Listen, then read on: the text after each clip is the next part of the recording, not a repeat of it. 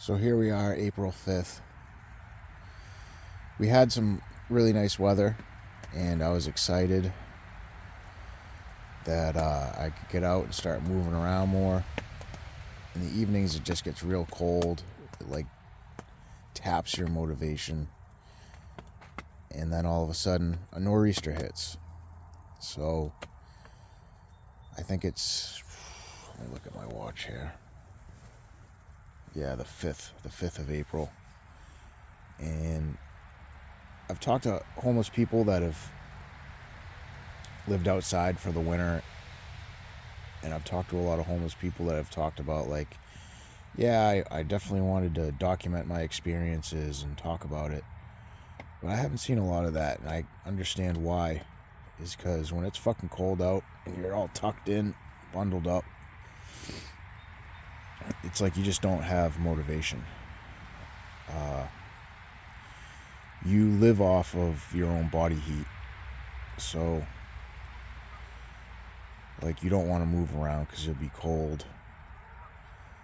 I guess we've all seen those super motivated people that run around in the cold and stuff like that, but it's just unrealistic. It has such an effect on you, and it's uncomfortable. You make it work. You do what you got to do. And I see a lot of homeless people, a lot of the people that stay outside all winter, I'd say a good portion of them, they're not the best campers, and they're addicts. So a lot of times when I see them moving, it's because they're going in a direction. They're going to get methadone, they're going to get high. They got to do what they have to do to get through the day. So that's kind of been my life out here in the cold. I'm glad that I was able to document a lot of the winter. For me, as a new experience, it was good to document. It was kind of exciting. But honestly, I will say it's not something I'd do twice. If I were to live outside for another winter, I wouldn't want to document it. Someone else would have to do it, because I think the peace and the enjoyment of it is just kind of living it and experiencing it. And you're kind of like a slug, if you're out here in the cold and it's fucking freezing, you're just laying there. You don't want to get up. You don't want to do anything. It's an environmental factor that affects you mentally and physically. But yeah, it sucks. Fucking nor'easter comes. Luckily, I set the tent up real good and put a tarp over it and an A-frame to protect it from collapsing. Hopefully this will just pass by. I really want to get more active, but the cold just sucks all the energy from you, I guess. But yeah, here I am, getting ready for another day at work. It's Friday, so it's an office day. Gonna hang in, maybe make some phone calls, do some other work, relax, enjoy the weekend, and then I will be traveling to Arizona to see my father, who's not in the best of condition. So I guess I could talk a little bit about that. Nowadays, people really like to throw around mental health. The actual term is mental illness, I guess. When people struggle to take care of themselves, or struggle in life with relationships, or struggle to fit into society, right? Because it's all bound by societal norms. Normality is just I don't even know if that's a word. Normalcy is a construct of societal acceptance, or societal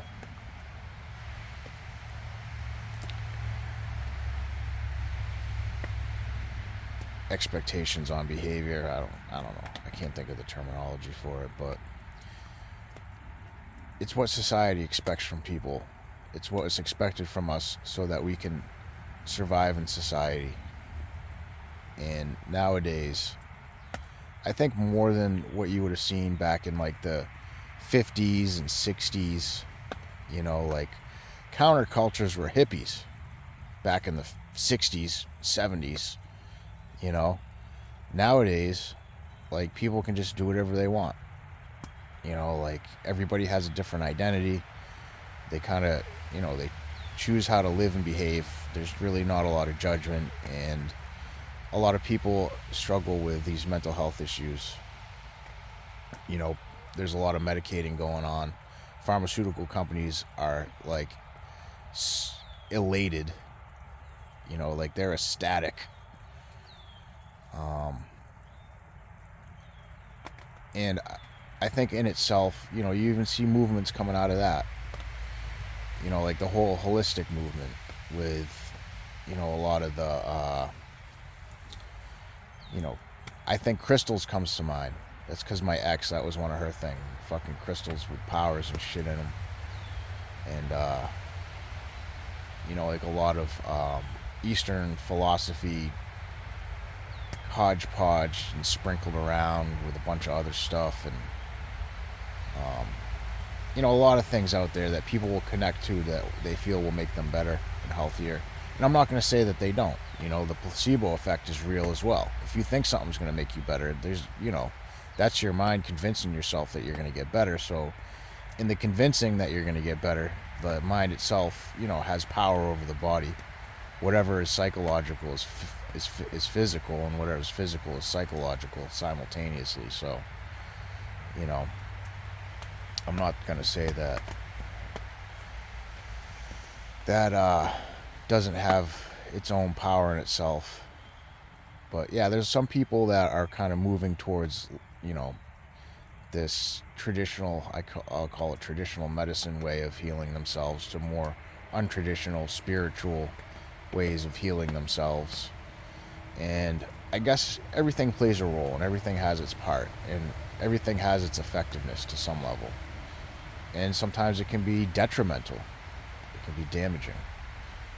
So, you know, in this world, we hear a lot about mental health. It's something that's talked about. It's something that is no longer taboo as it would have been back in the 50s or 60s, where, you know, everybody had to work a 9 to 5, and, you know, it was more rigid, and we had all these values and ideals and things, to a time where, you know, everything's all over the place. Like, it's mind-boggling. So that's where we're at as a society. And one of the things that I deal with, you know, like, I'll talk about my mental health and my struggles is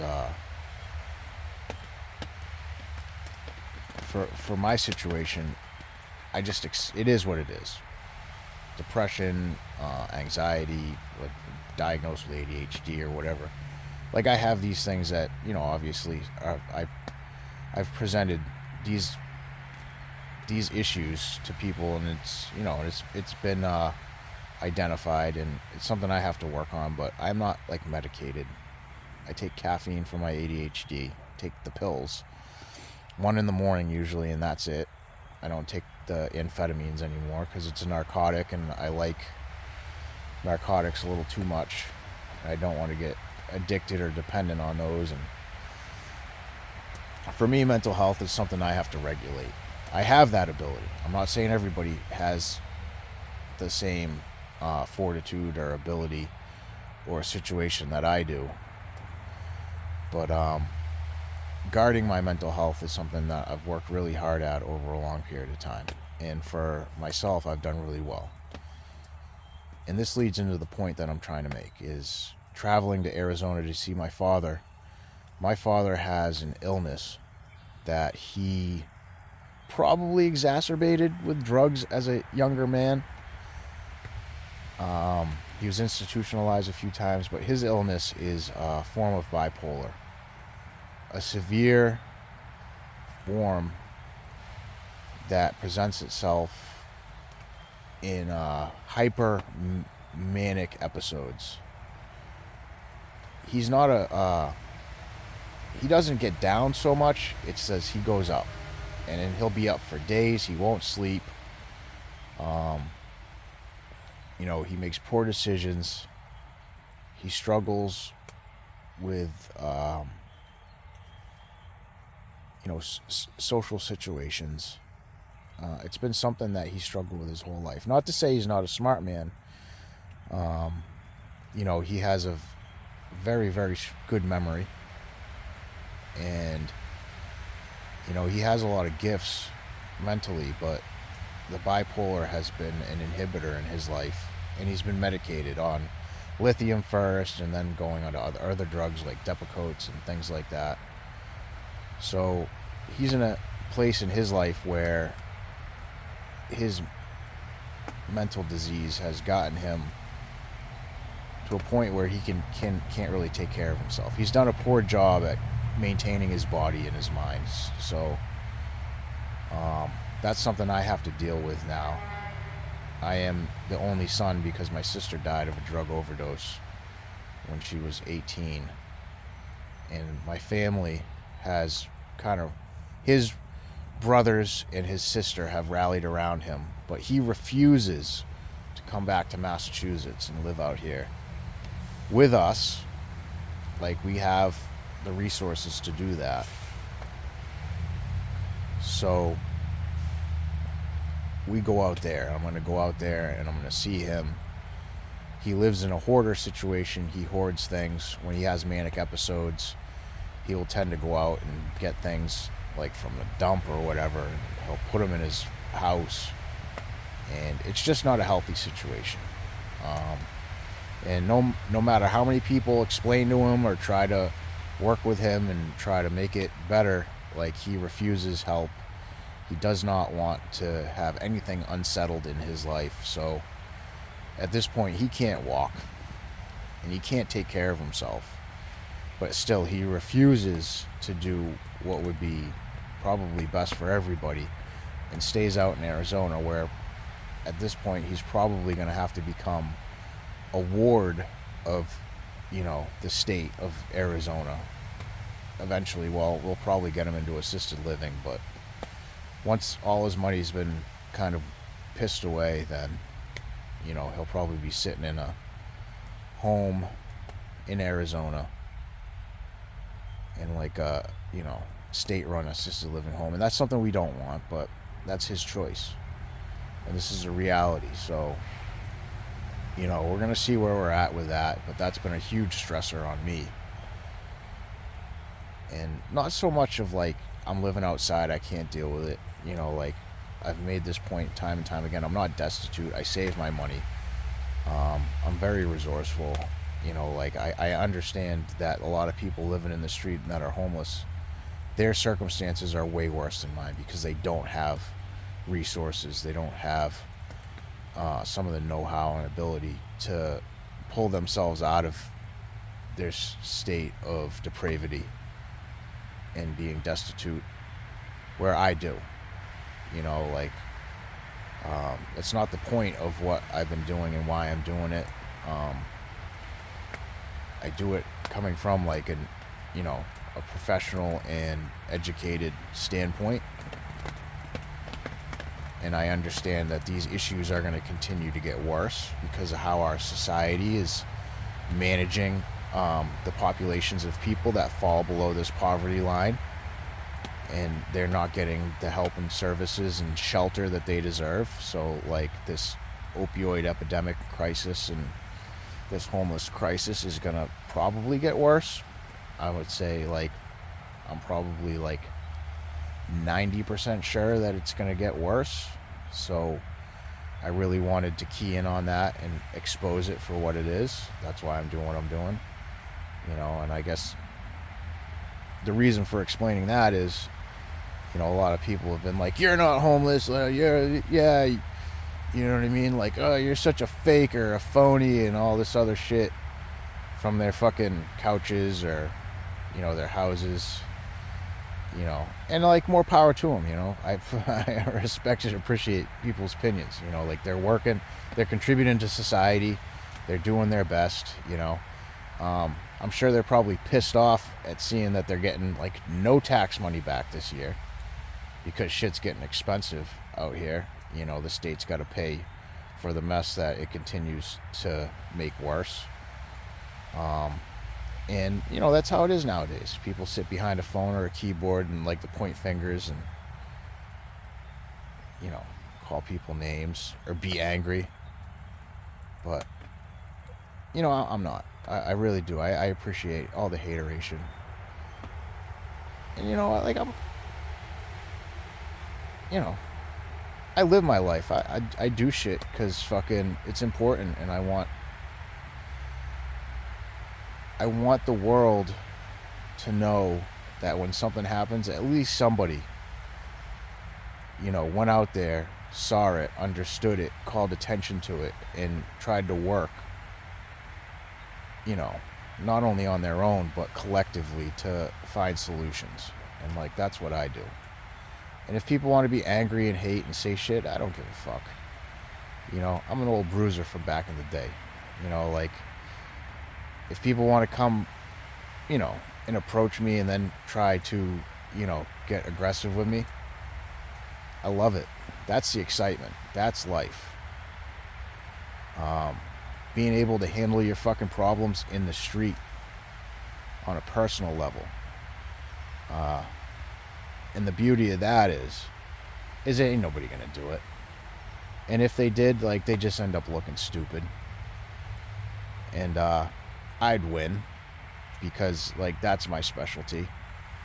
You know, putting the smackdown on fucking haters and idiots and, you know, like the people out there that think they're so entitled and privileged that they can, you know, do whatever they want while they're hiding behind a screen. But when real life comes at you, that's when we find out who the actual champions are. The people that do things, you know.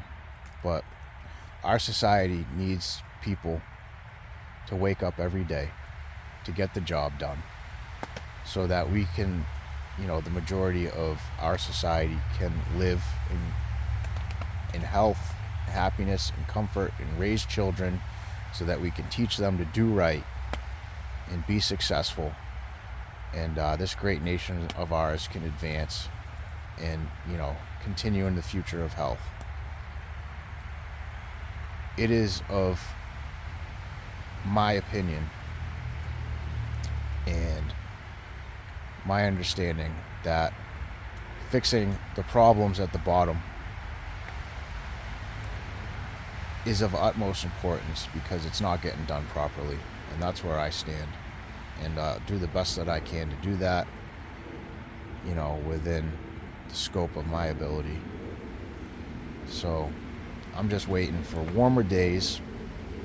I'm waiting for opportunities to work on my own physical and mental health, you know, because that's an ongoing process that never ends.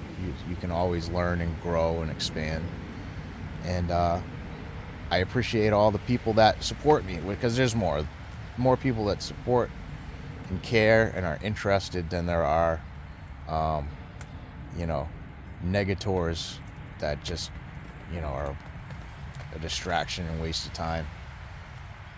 And so I appreciate the good people, and, you know, I appreciate, you know, living in this world, in this society, and being able to contribute in some way.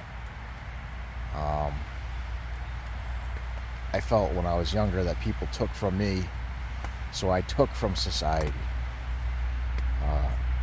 And for like the last 5 years, you know, or even before when I was working on myself, I started to give back. I didn't really understand what that meant because maybe I got kind of a shitty deal, like a bum deal, and I was put in a situation where I was surrounded by takers and I became a taker. But luckily there were people that taught me the value of giving. And I think to be a giver in this world, you have to first learn how to take care of yourself and how to survive the hard times and understand the meaning thereof. And once you understand that, and you yourself are healthy enough to make it, then you can give back. You know, whatever's left over, you give back to the world, and then the world will reward you for that. And that's where I'm at.